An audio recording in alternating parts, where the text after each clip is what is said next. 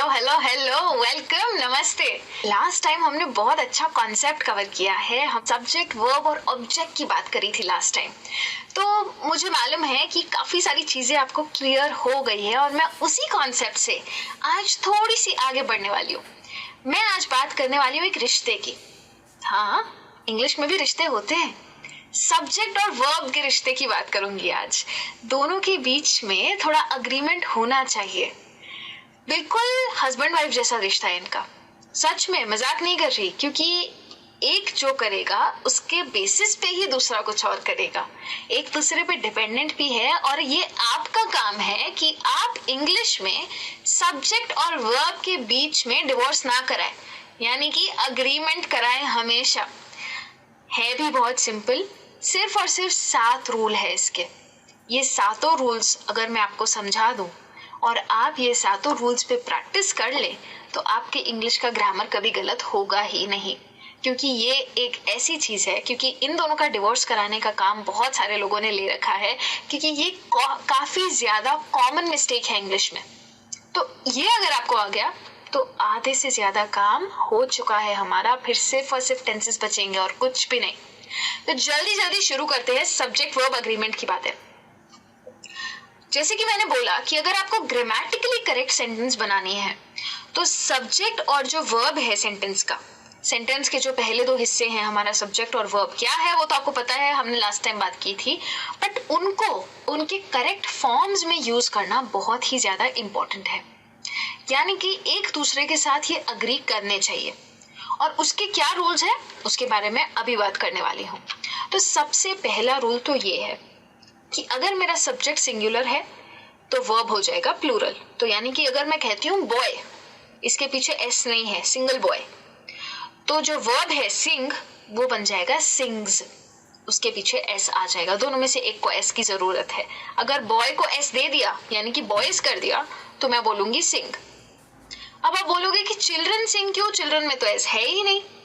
Children सिंग इसीलिए क्योंकि child singular है और उसका प्लूरल फॉर्म है चिल्ड्रन। तो क्योंकि चिल्ड्रन प्लूरल में है तो वर्ब हो जाएगा सिंग। ये इसका सबसे पहला और सबसे बेसिक रूल है कि सब्जेक्ट अगर सिंगुलर है तो वर्ब प्लूरल है एंड वाइस वर्सा, यानी कि उल्टा, अगर सब्जेक्ट प्लूरल है तो वर्ब सिंगुलर है। इतना सिंपल है, इतना तो याद रह ही जाएगा आपको। अगर ये रूल आपको समझ आ गया ना तो बाकी सारे रूल्स इसी रूल पे बेस्ड है। तो सबसे पहले ये रूल समझ लीजिए और उसके बाद आगे बढ़ते हैं एक और रूल पे। अब मैंने आपको पिछली बार बताया था कि सब्जेक्ट आपका लंबा भी हो सकता है। जैसे कि यहाँ पे हमने बात की, Sheela and her mother are going to the movies. Sheela एक, उनकी मम्मी एक, गिन के हो गए 2 लोग। 2 लोग है तो आर आना चाहिए। कुछ लोग बोलेंगे कि इज क्यों नहीं, आर क्यों? इज जो होता है वो एक जन के लिए यूज होता है, आर जो होता है वो 2 जनों के लिए यूज होता है।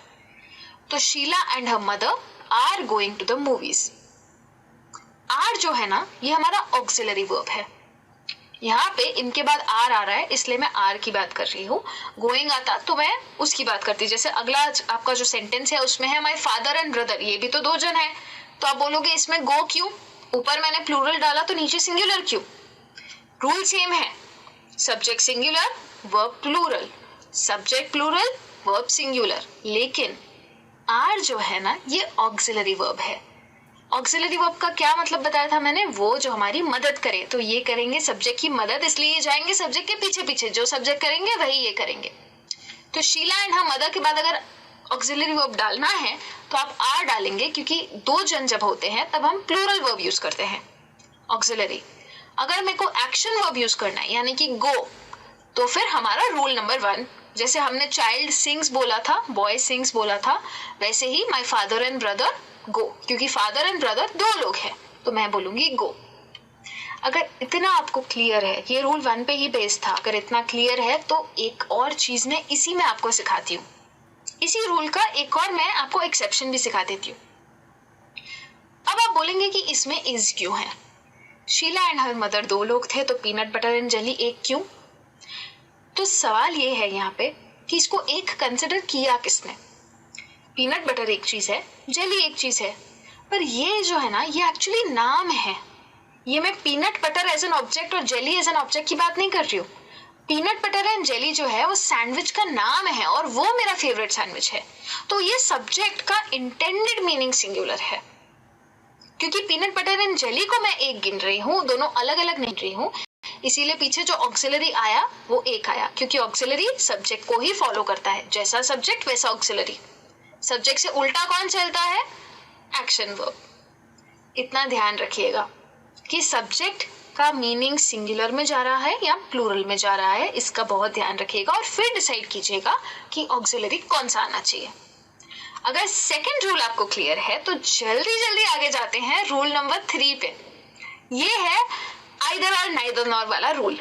इसी नाम से इसको याद रखिएगा, क्योंकि आइदर और या नाइदर नॉर कभी भी आता है। ये आपको याद होगा, हमने कोरिलेटिव कंजंक्शन सीखे थे, उसमें मैंने इसकी बात की थी, आइदर और नाइदर नॉर की। तो ये अगर कभी भी आ जाता है तो आपको एक ही चीज का ध्यान रखना है कि यहाँ पे आइदर और या नाइदर नॉर के बाद जो भी वर्ब आएगा वो अपने से जो नजदीकी सब्जेक्ट होगा उसको फॉलो करेगा, उसके साथ ही अग्रीमेंट बिठाएगा, पहले वाले सब्जेक्ट को वो नहीं गिनेगा।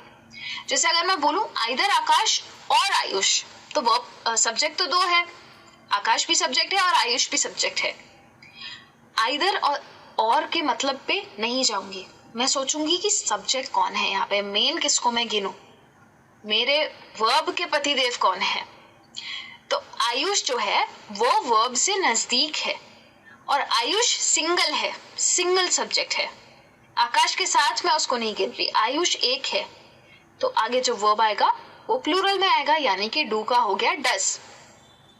इसीलिए आइदर और के बाद हमने डज लगाया। और आइदर और का अगर आप मतलब भी चेक करेंगे तो आप देखेंगे कि आइदर और का मतलब है या तो ये या तो वो, तो डज यहाँ पे मीनिंग में भी सेट हो जाता है। वैसे ही अगर नाइदर नॉर की बात करूं तो यहाँ पे भी सेम रूल अप्लाई होता है, जो भी सब्जेक्ट वर्ब से नजदीक है ना, वर्ब उसी के साथ agreement बिठाएगा। Neither my brother nor sisters understand me. Sisters क्या है? प्लूरल है। उसके बाद कौन सा वर्ब है? understand. तो क्योंकि sisters में s है तो हम understand में s नहीं दे सकते हैं, ये रूल है इसका। ब्रदर सिंगुलर है, सिस्टर्स प्लूरल है, ध्यान से देखिएगा। और क्योंकि सिस्टर्स में s है, अंडरस्टैंड में s नहीं आएगा। अगर मैं ब्रदर को सिस्टर्स की जगह डाल देती, अगर मैं कहती neither my sisters nor my brother, तो मैं बोलती अंडरस्टैंड्स मी, क्योंकि ब्रदर सिंगुलर है। रूल 1 पे ही बेस है ये भी। अगर वो क्लियर है तो ये सब क्लियर हो जाएगा।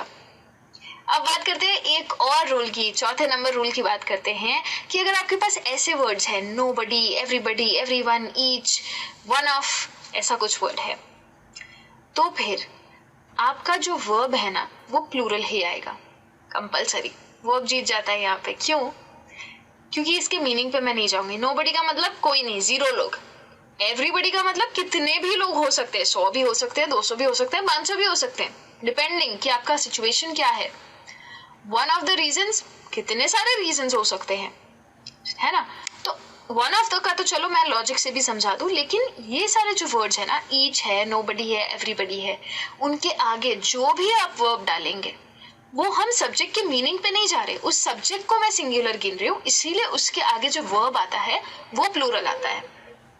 भले नोबडी का मतलब 0 लोग हों, लेकिन वो नोबडी जो वर्ड है ना वो सब्जेक्ट सिंगल है, इसीलिए उसके आगे जो वर्ब है लाइक्स वो प्लूरल है। और जहां बात आती है वन ऑफ द की, तो एक बात समझ लीजिए, वन ऑफ द का मतलब क्या होता है? सब में से एक। एक आप चुनोगे कैसे? जब आपके पास कोई चीज प्लूरल में होगी, जब आपके पास 10 चीजें होगी तो उसमें से ही आप एक सिलेक्ट कर पाओगे ना। तो वन ऑफ द जब भी यूज करो तो उसके आगे जो भी वर्ड आता है वो हमेशा प्लूरल में आता है। One of the reasons I did it was you. One of the आया तो उसके आगे आएगा रीजंस, हमेशा प्लूरल में ही आएगा। जो भी वर्ब आप उसके आगे डालोगे वो हमेशा हमेशा प्लूरल में ही रहेगा। अगर इतना क्लियर है तो मैं सेफली आगे बढ़ सकती हूँ रूल नंबर 5 पे।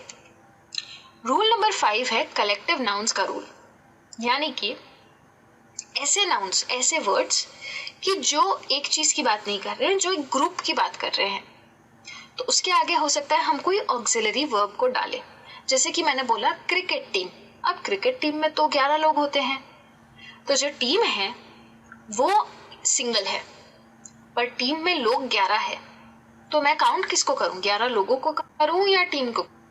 काउंट मैं करूंगी टीम को, क्योंकि टीम जो होती है वो तो एक ही होती है, भले ना उसमें 11 लोग हो। अगर मैं बोलती टीम प्लेयर्स तो हाँ, मैं 11 लोगों को गिनती और फिर मैं आर लगाती, पर यहाँ पे मैंने क्रिकेट टीम बोला है तो मैं यूज करूंगी इज, यानी कि सिंगुलर। ऑक्सिलरी है तो सब्जेक्ट के साथ ही जाता है, सब्जेक्ट सिंगुलर तो ऑक्सिलरी सिंगुलर, सब्जेक्ट प्लूरल तो ऑक्सिलरी प्लूरल। दूसरा कोई वर्ब होता है तो सब्जेक्ट से ऑपोजिट जाता है, अगर कोई और वर्ब जाता है तो सब्जेक्ट सिंगुलर, दूसरा वर्ब प्लूरल, ऑक्सिलरी सब्जेक्ट के साथ जाता है, बस इतना याद रखिएगा।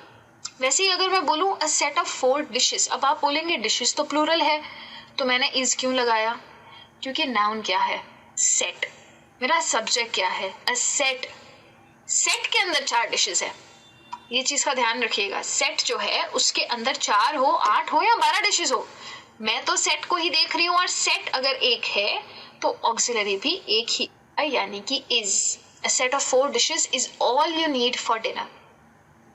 अगर आपको 5 रूल्स क्लियर हैं तो अब आगे बढ़ते हैं छठे रूल पे। बहुत जल्दी जल्दी आप लोग सीख रहे हैं, आई होप आप सबको ये चीज पता है।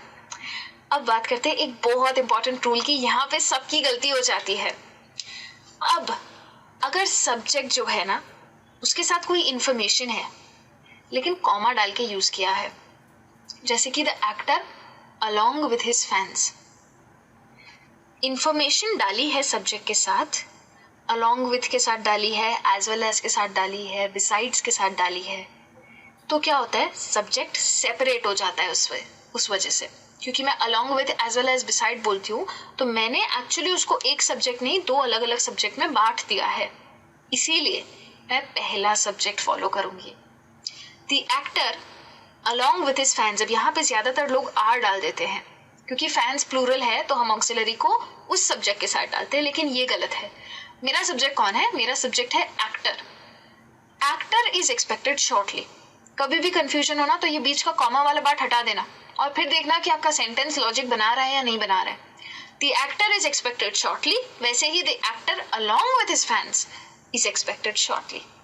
फैंस तो हमारा बोनस है, हम तो एक्टर को एक्सपेक्ट कर रहे हैं ना, तो ही इज एक्सपेक्टेड शॉर्टली। उसी तरीके से the man as well as his wife is going to come soon. अगर मैं बोलती the man and his wife तो मैं बोलती are going to come soon, क्योंकि वो मैंने साथ में जोड़ लिए तो वो मेरा एक ही सब्जेक्ट हो गया और लोग 2 हो गए, इसीलिए मैं आर यूज करती। पर यहाँ पे मैंने क्या किया, the man as well as his wife, तो वाइफ मेरा बोनस है, मेन तो मैन आने वाला है, तो the man is going to come soon. मैंने कॉमा के बीच में उसको डाल दिया है, एज वेल एज के साथ जोड़ दिया है, तो उसको मैं कंसिडर ही नहीं करूंगी, एकदम कट कर दो उसको, बिल्कुल कंसिडर मत करो। और फिर जो आपका मेन सब्जेक्ट बचता है उसके साथ अपना ऑक्सिलरी डिसाइड करो। ये रूल थोड़ा सा कॉम्प्लिकेटेड है और इस रूल में सबकी कई सारी गलतियां हो जाती है, क्योंकि कई लोग man as well as his wife लिखा है तो उसको 2 जन कंसिडर करके आर लिखते हैं, ऊपर फैंस लिखा है तो वो प्लूरल है इसीलिए आर लिखते हैं। तो आपको ये गलती नहीं करनी है। अब आप इसका लॉजिक समझ चुके हैं, इसीलिए आपको पता है कि इज क्यों आएगा। और अब बात करते हैं एक लास्ट रूल की, ये वाला इजी है। अगर कोई आपके पास ऐसी सेंटेंस है कि जिसमें कोई पोर्शन वर्ड है, यानी कि ज्यादा लिखा हुआ है या अ थर्ड है या अ हाफ है, सम है, ऐसी कोई चीज है कि जो एक प्रपोर्शन या पोर्शन की बात करती है, तो फिर जो भी नाउन है ना उसको फॉलो करेगा वर्ब। जैसे कि लिखा है a third of the city is affected by corona virus, तो नाउन क्या है? सिटी। सिटी कितनी है? 1, तो मैंने लिखा इज। वैसे अगर मैं लिखूं half of the people are affected by corona virus, people कितने? बहुत सारे।